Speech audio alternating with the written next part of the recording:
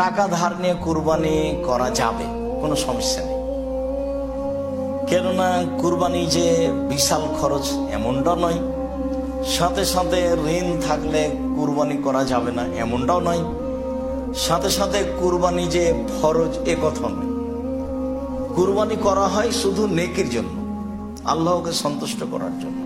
দেনা করে হলো, ধার করে হলো, আপনাকে ধার করে কুরবানি দিতে হবে কেন? আমি কি বোঝাতে চাচ্ছি শুনেন।